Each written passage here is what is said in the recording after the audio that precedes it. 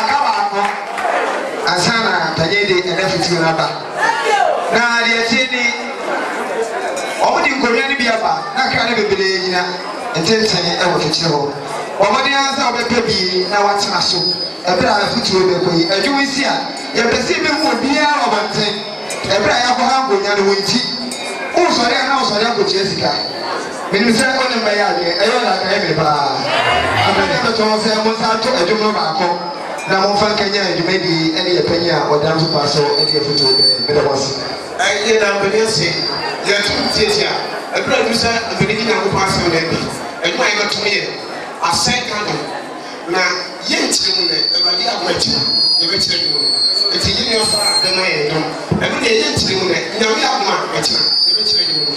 e ya asai kando na tibe le do matino mo wore